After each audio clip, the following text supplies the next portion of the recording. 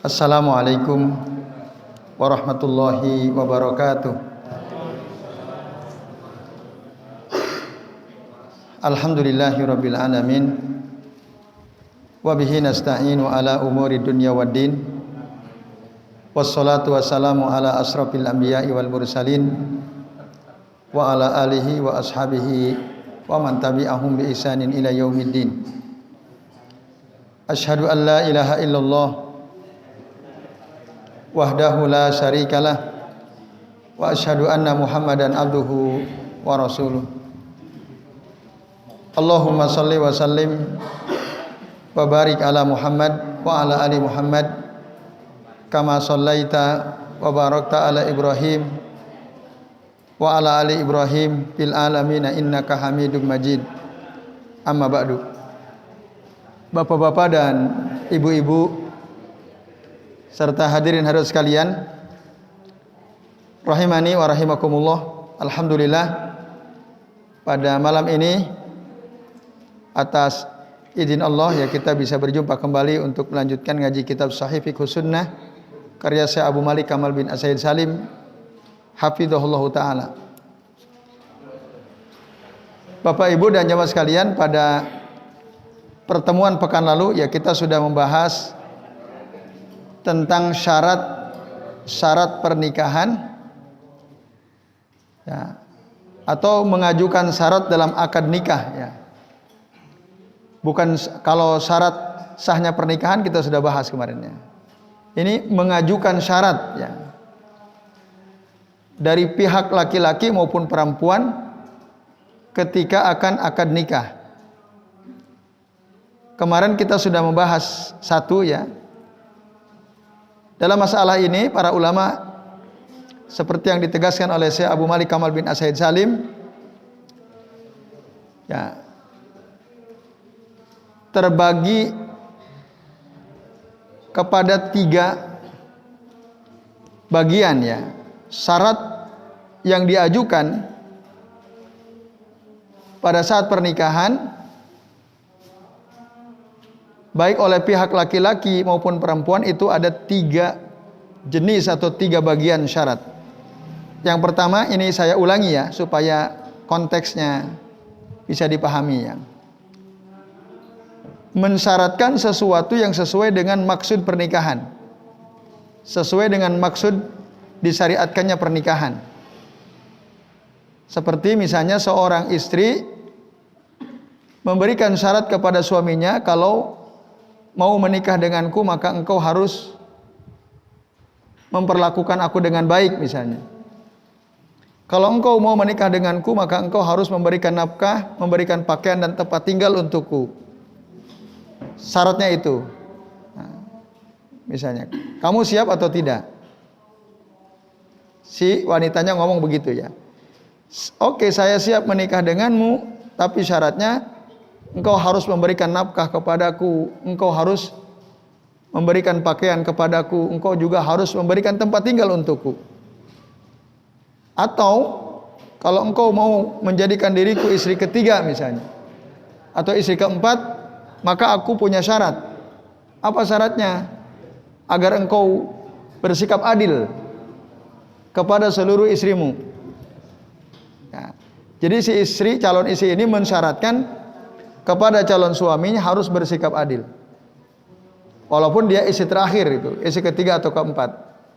Jangan mendahulukan istri yang pertama, tapi harus bersikap adil. Nah, itu kalau syaratnya diajukan oleh seorang wanita.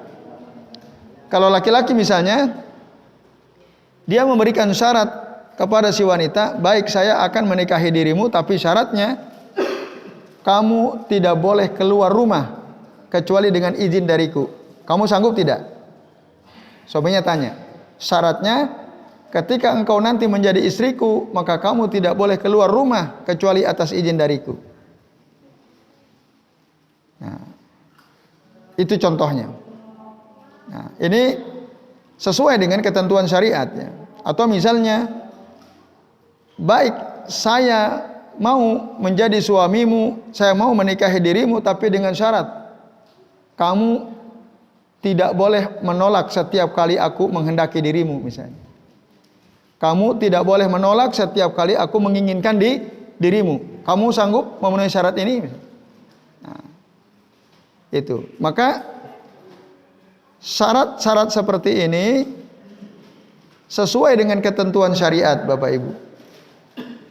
Hukumnya para ulama mengatakan boleh dan wajib dipenuhi. Wajib dipenuhi. Misalnya, kalau syarat ini tidak engkau penuhi, maka pernikahan kita selesai gitu ya. Kita selesai pernikahannya.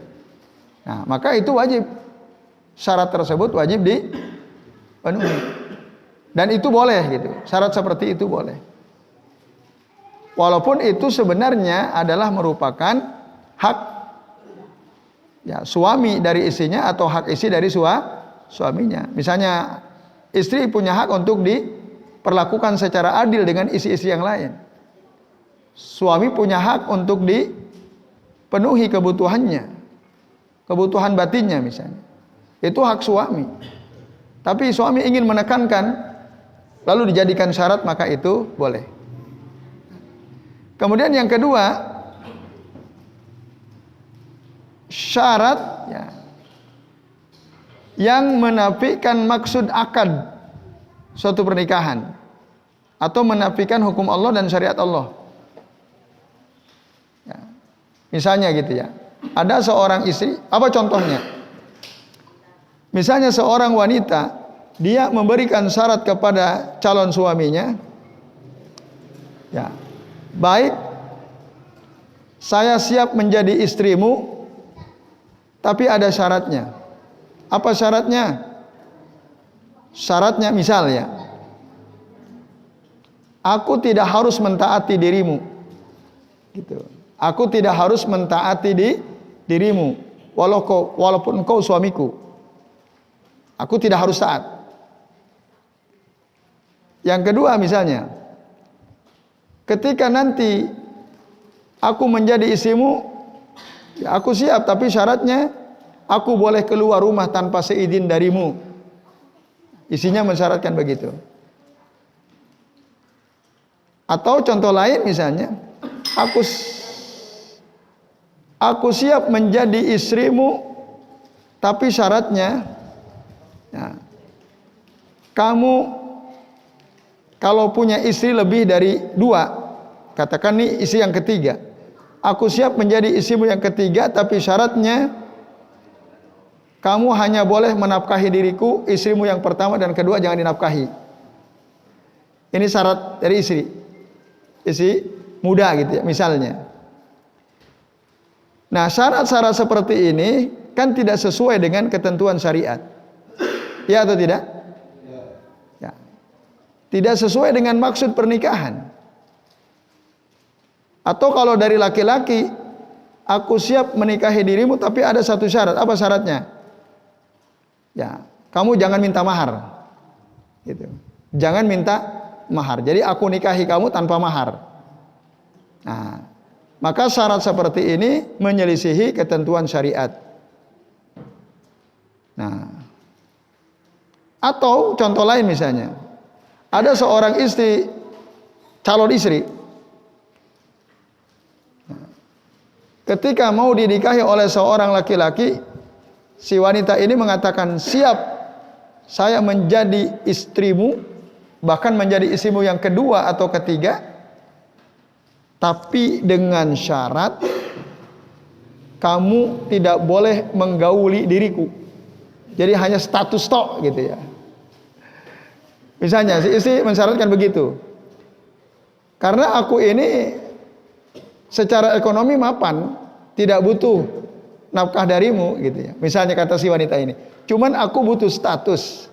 Biar enggak dibilang janda, aku harus punya suami. Kamu mau enggak menikahi diriku? Kata si lakinya siap. Oke, tapi syaratnya kamu tidak boleh menggauli diriku. Nah, contoh nggak mau repot gitu ya.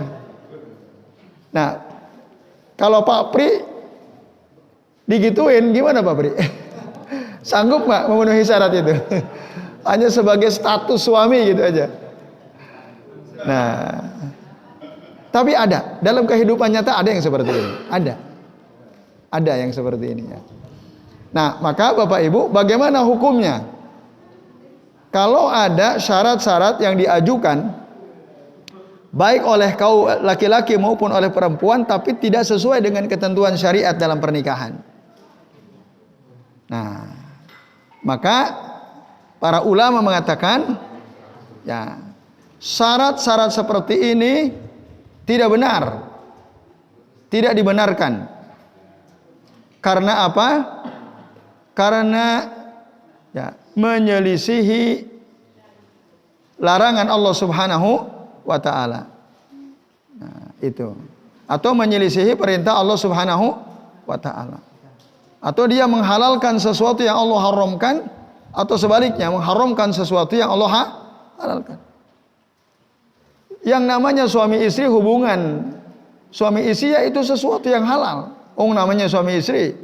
Tapi istrinya bilang syaratnya kamu tidak boleh menggauli diriku. Kan menjadi haram. Dia mengharamkan suaminya untuk menggauli dirinya. Padahal suaminya. Nah, ini namanya tahrimu ma halalahullahu azza wa jalla. Mengharamkan sesuatu yang dihalalkan oleh Allah azza wa jalla. Nah, maka syarat-syarat seperti ini Bapak Ibu dan jamaah sekalian, menurut ya para ulama ittafaqu ahlul ilmi ya ala adami sihatiha. Para ahlul ilmi, para ulama sepakat bahwa ini tidak benar. Syarat-syarat seperti ini tidak dibenarkan. Nah, lalu kalau itu terjadi, bagaimana dengan status pernikahannya misalnya? Misal ya, ada gitu ya. Laki perempuan nikah, tadi seperti kasus ada seorang laki-laki dia udah punya istri 2. Terus ada janda, dia orang punya karena dia punya usaha, usahanya lancar gitu ya, properti misalnya, bisnis properti ini si perempuan yang akan jadi calon istri ketiga misalnya. Nah, lalu mereka menikah misalnya. Tapi tadi syaratnya si wanita ini mensyaratkan, kamu boleh, aku siap menjadi istrimu yang ketiga. Aku siap menjadi istrimu yang ketiga, tapi dengan syarat engkau tidak boleh menggauli diriku misalnya. Nah, lalu terjadilah pernikahan. Nah, bagaimana hukum pernikahan seperti ini? Sementara syaratnya tadi rusak, syaratnya tidak sah karena bertentangan dengan syariat. Syarat seperti itu tidak boleh dipenuhi. Tetapi para ulama berbeda pendapat tentang hukum akad nikahnya itu sendiri. Hukum akad nikahnya. Misalnya terjadilah pernikahan dengan tadi syarat penting dari seorang wanita, kamu tidak boleh menggauli diriku. Bagaimana hukum pernikahan yang dengan syarat seperti itu? Sebagian ulama mengatakan nikahnya tetap sah. Pernikahannya tetap sah. Ya. Walaupun dengan syarat yang rusak. Kecuali syarat membatasi waktu pernikahan, seperti nikah mut'ah. Nah, kalau nikah mut'ah kan dinikahi dalam jangka waktu tertentu. Saya akan menjadikanmu sebagai istriku 2 bulan saja. Nah, itu dibatasi 2 bulan atau setengah tahun saja. Nah, ini yang kayak begini nggak boleh ya, nikah mut'ah. Karena apa? Dalam nikah mut'ah itu ditentukan waktunya. Nah, ini tidak sah. Tapi selain itu sah pernikahannya. Cuma syaratnya nggak usah digubris gitu. Misalnya tadi ya, calon istri ketiga mengatakan, tapi kamu tidak boleh menggauli diriku. Suaminya misalnya menginginkan si istrinya ini misalnya. Apakah syarat si istri yang calon istri ketiga ini harus dipenuhi? Tidak harus. maka nikahnya sah, tidak harus. Terus piye kalau mau menggauli, wong isinya nggak mau? Kasih obat tidur. Pinter tuh Mas Arif ya. Pengalaman. Banyak cara bisa dilakukan kan gitu. Nah, artinya tidak berdosa ketika syarat itu tidak dipenuhi. Gitu. Karena itu syaratnya rusak. Walaupun 1000 syarat, kalau syarat itu rusak tidak perlu dipenuhi. Nah itu. Tapi ya ada yang mengatakan, ya ada yang membatalkan pernikahan, tapi ada juga yang tidak membatalkan. Contohnya gimana yang tidak membatalkan? Atau yang membatalkan, contohnya apa? Membatalkan pernikahan syarat yang rusak itu. Yaitu suatu syarat yang menghilangkan maksud pernikahan. Seperti tadi, aku siap menjadi istrimu yang ketiga, tapi engkau tidak boleh menggauli diriku. Maka syarat seperti ini tidak sah. Dan pernikahannya juga tidak sah. Itu. Tapi ada yang tetap sah. Ya. Tidak batal pernikahannya, tapi syaratnya tidak usah dipenuhi. Nah, misalnya apa? Seorang istri mensyaratkan calon suaminya, kalau kamu kelak nanti menikah denganku, ada satu syarat yang harus dipenuhi apa? Engkau ya tidak boleh melarangku keluar kapanpun. Gitu.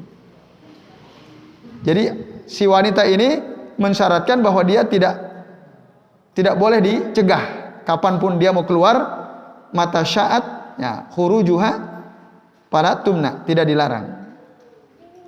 Atau dia mensyaratkan, baik saya siap menjadi istrimu, tapi syaratnya istrimu yang pertama engkau ceraikan dulu. Nah, engkau ceraikan dulu misalnya. Pernikahannya tetap sah, tapi syaratnya tidak usah dipenuhi. Gitu. Nah, kalau ngomongnya, misalnya ngomong ya siap lah, kata suaminya ngomong begitu ya. Yang penting kan dimiliki dulu. Nah, nanti syaratnya gak usah digubris gitu aja. Nanti kan gak tiap hari sama isi yang kedua kan. Nah itu. Nah itu dalam perkara yang seperti ini maka akad nikahnya sah, tapi syaratnya tidak perlu dipenuhi. Nah pendapat yang ketiga mengatakan semua syarat yang rusak, semua syarat yang tidak sesuai dengan ketentuan syariat, maka membatalkan pernikahan. Menikahnya jadi tidak sah. Karena syarat-syarat yang diajukan adalah syarat-syarat yang mengandung kerusakan. Ini Bapak Ibu dan jamaah sekalian, ya seperti tadi syaratnya aku mau menikahi dirimu, tapi dengan catatan tidak ada mahar untukmu, kata si laki-laki. Wah ini akadnya batal karena syaratnya rusak. Nah ini Bapak Ibu dan jamaah sekalian rahimani wa rahimakumullah. Nah kemudian yang terakhir, nah, tadi alasan kenapa pernikahannya batal kalau syarat-syaratnya itu rusak, walaupun satu syarat tidak sesuai ketentuan syariat, karena dia telah ya menabrak batasan-batasan syariat. Gitu. Contoh tadi ya, suami mau menikahi seorang wanita, syaratnya aku nggak mau bayar mahar, nggak ada mahar. Nah, ini nabrak ketentuan syariat. Dalam syariat yang namanya mahar itu harus. Lu kok nikah mau menikahi wanita nggak mau bayar mahar, ya berarti batal, nikahnya nggak sah. Gitu. Nikahnya tidak sah. Nabrak ketentuan syariat. Nah ini Bapak Ibu dan jamaah sekalian. Walaupun, nah kata saya Abu Malik Kamal bin As-Said Salim, kalau kita kembali kepada hadis dari Aisyah radhiyallahu anha, dan ini inti hadisnya adalah hadis Aisyah ketika beliau membeli seorang budak wanita namanya Barirah dan mau dimerdekakan, tuannya tidak mau kecuali dengan syarat, nah hak wala ada pada mereka. Silakan Aisyah mau membeli Barirah silakan, tapi hak wala tetap ada pada mereka. Tahu hak wala maksudnya Bapak Ibu? Hak wala itu hak waris. ketika nanti si budak yang dimerdekakan ini mati, maka kalau dia meninggalkan harta, warisannya jatuh kepada mantan tuannya. Nah, mantan tuan si Bariroh ini mensyaratkan kepada Aisyah, boleh silakan engkau beli si Bariroh ini, engkau bebaskan silakan, tapi walaknya milikku. Nah, apakah Aisyah jadi membeli Bariroh atau tidak? Jadi, sah jual belinya? Sah. Tapi syarat itu diabaikan. Tidak perlu dipenuhi. Gitu. Nah, maka ketika Nabi mendengar itu, nah, diceritakan oleh Aisyah, kata Nabi apa? Ishtariha fa'atikiha, belilah dia, bebaskan dia. Fa innamal wala liman a'taqa. Wala itu milik orang yang memerdekakan. Lalu kemudian Rasulullah berdiri khutbah di hadapan orang banyak, beliau mengatakan, ma balu rijalun yastarituna surutan laisa fi kitabillah. Kenapa orang-orang itu mensyaratkan suatu syarat-syarat yang tidak ada dalam kitab Allah? Nah, jadi itu enggak usah dipenuhi, itu maksudnya. Akan jual belinya jalan, tapi syaratnya tidak perlu dipenuhi. Dalam pernikahan juga begitu. Akad nikahnya sah jalan, tapi syaratnya tidak usah dipenuhi. Nah, ini Bapak Ibu dan jemaah sekalian. Nah, lalu yang terakhir, bagaimana kalau seorang wanita mensyaratkan suatu syarat yang tidak diperintahkan oleh syariat, juga tidak dilarang oleh syariat? Atau sebaliknya, laki-laki mensyaratkan sesuatu yang tidak diperintah oleh syariat, juga tidak dilarang oleh syariat, tetapi ada kemaslahatan buat dirinya, baik laki-laki maupun perempuan. Contoh gimana? Si wanita memberikan syarat kepada suaminya, baik aku siap menjadi istrimu, tapi dengan syarat kamu tidak boleh berpoligami. Piye? Nah, aku mau siap jadi istrimu, tapi engkau tidak boleh menjadikan aku apa? Aku nggak mau dimadu. Nah, bahasa kitanya. Aku tidak mau dimadu. Nah, syarat seperti ini tidak diperintahkan oleh syariat, juga tidak dilarang oleh syariat. Bolehkah seorang wanita mengatakan itu kepada calon suaminya? Bolehkah seorang wanita mensyaratkan itu kepada calon suaminya? Nah, Bapak Ibu dan jamaah sekalian rahimani wa rahimakumullah. Nah, itu. Nanti itu yang akan dibahas ya. Contoh lain apa misalnya?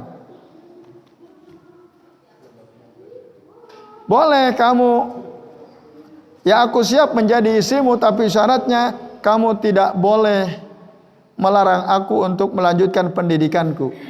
Aku mau lanjut S2, S3, kamu jangan larang aku. Kalau kamu larang berarti pernikahannya batal, kan gitu. Siap gak kamu memenuhi itu? Atau aku siap menjadi istrimu, tapi dengan syarat apa? Dengan syarat kamu tidak boleh melarang aku kerja.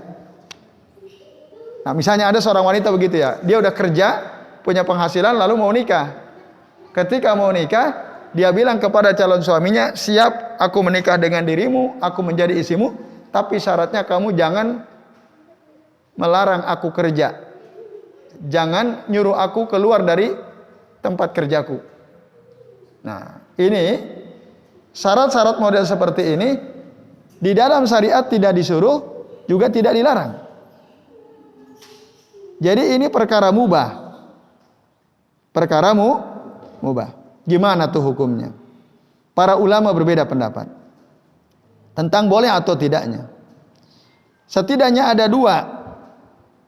Pendapat pertama mengatakan syarat seperti ini tidak halal, tidak boleh, batil, tapi akadnya sahih. Nah, ini menurut mazhab jumhur Abu Hanifah, Imam Malik, termasuk Imam Asy-Syafi'i, Imam Al-Laits, Imam Ats-Tsauri, Ibnu Al-Munzir, dan mazhab Az-Zahiriyah. Boleh nikahnya sah, tapi syaratnya batil. Artinya karena dia batil, ya boleh nggak tadi misalnya seorang istri mensyaratkan kepada calon suaminya, kalau engkau mau menjadikan diriku sebagai istrimu, syaratnya kamu tidak boleh menikah dengan wanita lain. Bisa gitu. Ya udah, nikahi aja. Syaratnya nggak usah digubris gitu.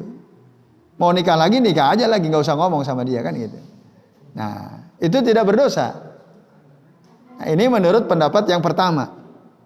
Nah, karena apa? Hadhihi surut la tahillu wa hiya batilah batil. Wong poligami itu halal apa haram? Halal. Lu kok dilarang-larang? Kan gitu. Halal. Akadnya sah, syaratnya abaikan. Karena syaratnya itu batil. Nah, ini Bapak Ibu dan jamaah sekalian, azanillahu wa iyyakum ajmain. Nah, hadisnya diantaranya adalah ketika tadi Nabi menegur tuan dari Bariroh yang mensyaratkan wala untuk mereka saat akan dibeli oleh Aisyah radhiyallahu anha. Itu. Atau ada hadis lain dari riwayat Imam At-Tirmidzi dan Imam Al-Baihaqi, Rasul mengatakan al-muslimuna ala syurutihim illa syartun ahalla haraman au harama halalan. Ya, kaum muslimin itu ala syurutihim. Nah, harus memenuhi syarat-syarat mereka sesama kaum muslimin ya. Ala syurutihim. Ya. Jadi harus memenuhi syarat-syarat di antara sesama mereka. Illa syartan, kecuali syarat ahalla haraman, yang menghalalkan sesuatu yang haram, au harrama halalan, atau yang mengharamkan sesuatu yang halal. Nah, syarat yang seperti itu diabaikan. Jika tidak, maka boleh, harus dipenuhi syarat tersebut. Nah, ini Bapak Ibu dan jamaah sekalian. Jadi ya, syarat yang tidak diperintah oleh syariat atau tidak dilarang oleh syariat, menurut pendapat pertama itu enggak boleh, batil, tapi pernikahannya sah. Dalilnya tadi. Pendapat kedua mengatakan boleh syarat seperti itu. Nah, boleh. Tapi tidak harus dipenuhi oleh orang yang dibebani syarat tersebut. Tapi saat dia tidak memenuhi, maka pernikahan batal. Gitu. Tadi misalnya ada seorang istri mensyaratkan, aku siap menjadi istrimu, tapi syaratnya aku tidak mau dimadu. Nikah jadi. Boleh dipenuhi? Tidak perlu. Tidak perlu. Tapi saat si suami ini tidak memenuhi syarat dari si istri, maka si istri boleh membatalkan pernikahan itu. Ya udah kalau gitu cerai aja aku. Boleh. Nah, secara syariat nggak masalah. Karena dia sudah punya syarat, si suami mengiyakan tetapi syaratnya dilanggar misalnya. Maka si istri boleh dia meminta lepas dari suaminya, pashu al-aqd.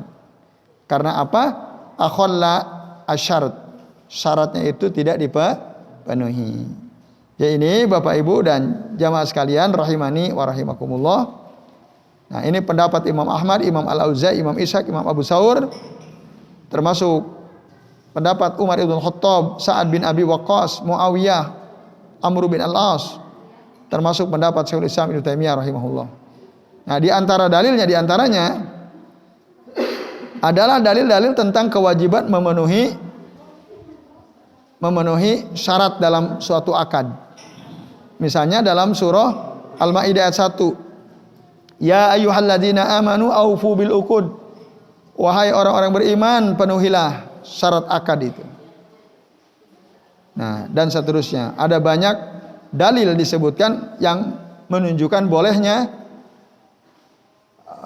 pernikahan yang bersyarat selama syaratnya itu tidak diperintah atau tidak dilarang oleh syariatnya, oleh Al-Quran atau oleh Sunnah, boleh. Nah, dan harus dipenuhi tadi syaratnya. Ya, ini walaupun kalau tidak dipenuhi berarti si perempuannya boleh minta lepas. Tadi kalau di perkataan dari Syekh Abu Malik Kamal bin As-Said Salim, wala yalzamu al-wafa'u bih. Tidak harus dipenuhi syaratnya, wala hapashu al-aqd. Tapi dia boleh melepaskan akad nikahnya idza akhalla bisyarat, jika syaratnya tak terpenuhi. Jadi saya kira demikian Bapak Ibu dan jemaah sekalian ya. Jadi sudah ada gambaran ya, syarat sebelum menikah. Ada berapa tadi? 3. Syarat yang sesuai dengan ketentuan syariat, sesuai dengan tujuan pernikahan.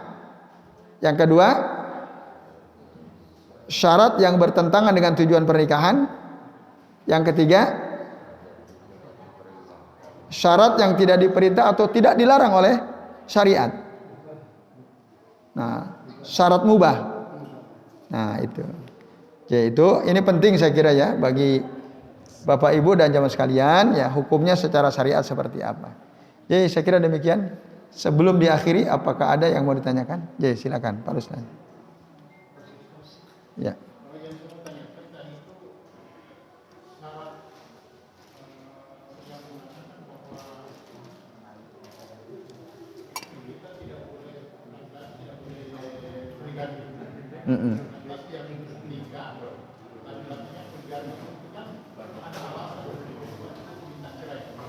Ya.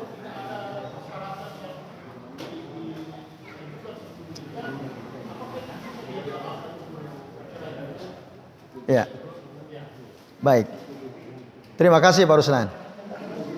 Jadi ada seorang istri sebelum menikah dia tidak mengajukan syarat apapun. Di tengah pernikahan, di tengah perjalanan rumah tangga dengan suaminya, ternyata suaminya mau poligami. Mau poligami. Lalu si istri ini bilang, "Mas, aku enggak mau dimadu, enggak mau dipoligami.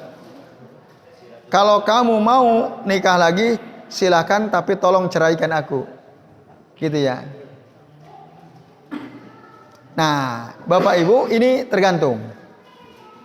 Harus ada rincian. Tergantung keadaan si suami. Jika suaminya adil, mampu bersikap adil, mampu secara ekonomi, turah-turah lah.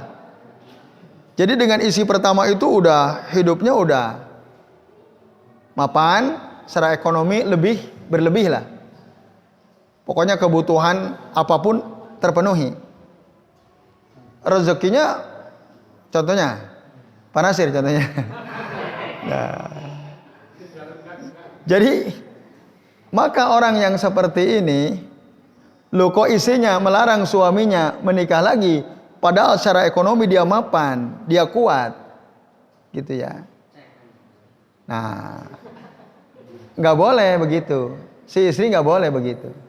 Kan si suaminya mampu secara ekonomi itu. Maka nah, itu adalah satu kesalahan ya. Kekeliruan. Tapi jika si suaminya mau poligami, wong sama isinya aja nggak terpenuhi nafkahnya gitu ya misalnya. Nafkahnya kurang-kurang misalnya. Ya, lah kok mau poligami? Sendiri aja udah kurang-kurang, apalagi kalau 2 dan 3 kan begitu. Kira-kira tambah kurang atau tambah banyak rezekinya? Walaupun katanya innama turzakun wa tunsaruna bidu'afaikum. Sesungguhnya kalian itu diberi rezeki oleh Allah, ditolong oleh Allah Ta'ala karena ada banyak orang-orang lemah yang kalian tanggung. Jadi semakin banyak istri, semakin banyak rezeki katanya ya. Karena ada orang-orang yang dia tanggung. Gitu. Itu hadis Nabi ya. Innama turzakuna wa tunsaruna bidu'afaikum. Nah, kalau yakin Bapak Ibu dengan hadis ini, coba aja poligami. Insya Allah tambah banyak rezekinya tuh ya. Oke, ya. Jadi sebentar ya. Jadi gitu Pak Ruslan. Tapi ini memang suaminya susah gitu. Susah. Terus istri yang satu aja nggak diopeni gitu loh, tidak diperhatikan dan seterusnya.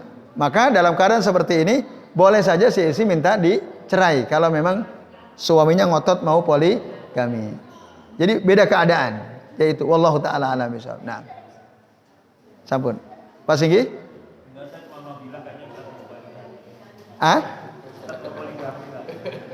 Oh. Apa Pak? Iya.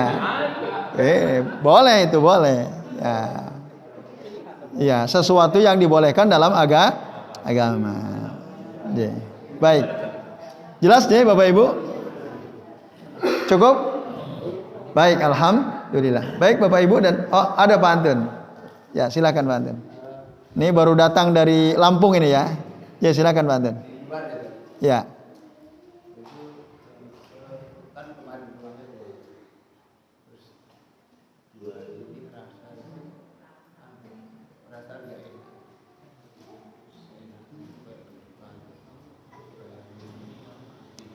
Kenapa?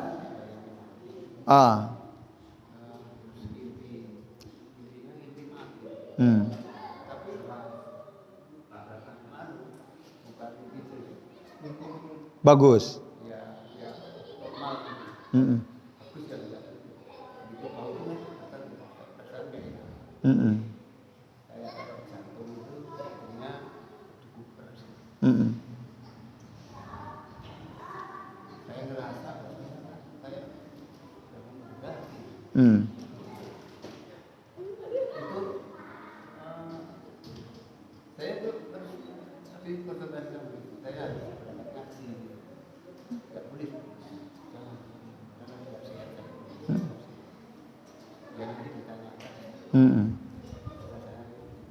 Ya.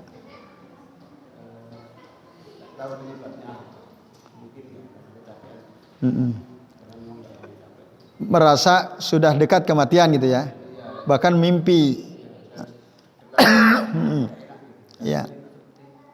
Ya. Ya. Terus? Bingung.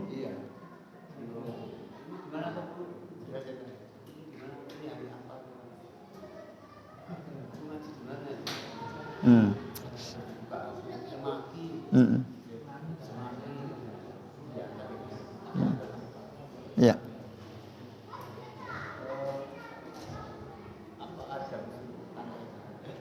Ada apa? Tanda.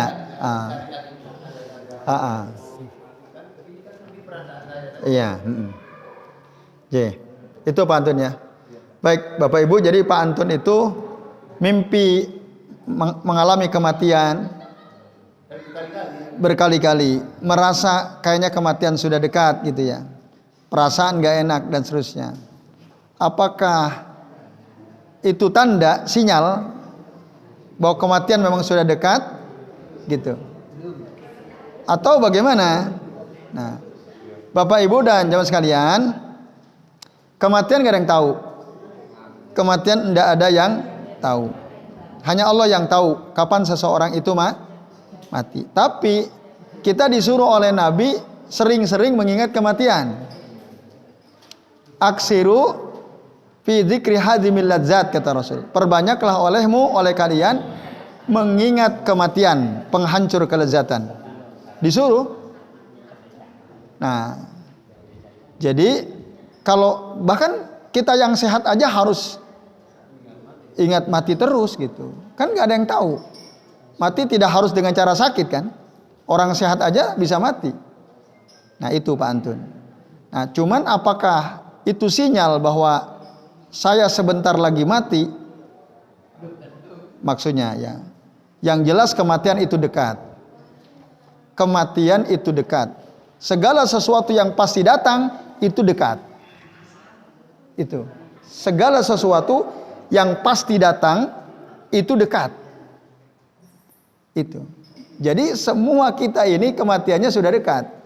Karena apa? Kematian pasti datang. Cuman dekatnya itu berapa lama itu yang kita tidak tahu. Ya. Maka dalam keadaan seperti ini, ya ini nasihat untuk antum wabil khusus ya, bahkan untuk kita semua, ya ketika kita merasa kematian sudah dekat, maka perkuat ketaatan, perbanyak istighfar, nah itu Pak Antun, perbanyak amal soleh. Semoga ketika memang Allah betul-betul memanggil kita dalam keadaan husnul khatimah. Ya, walaupun tentu saja kita mendoakan semoga antum dan kita semua, walaupun yang sudah usia di atas 60 seperti Pak Nasir, ya jenengan Pak ya, kita doakan semoga panjang usia dalam taat kepada Allah Subhanahu wa taala. Amin ya Allah ya rabbal alamin. Begini kalau orang Jawa itu kalau dirasani malah tekor gitu. Kalau diomongin wah dirasani malah tekor. Ya. Maksudnya dibiarin aja. Apa doa mulia itu? Oh gitu.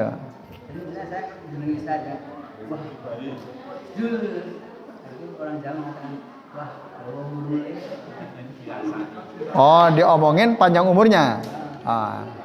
Ya itu apa namanya? Kepercayaan orang Jawa ya. Itu nggak bisa jadi patokan juga ya. Nggak bisa jadi patokan. Jadi saya kira itu ya Pak Antun. Jadi ya semoga keadaan yang antum alami membuat antum semakin dekat kepada Allah Ta'ala. Iya, nah itu perbanyak istighfar. Oke gitu Pak Antun ya.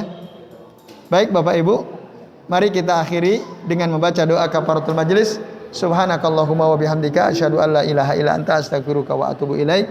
Wa sallallahu ala Muhammadin wa ala alihi wa sahbihi wa baraka wa sallama alaihim ajmain. Billahi taufiq wal hidayah. Wassalamualaikum warahmatullahi wabarakatuh.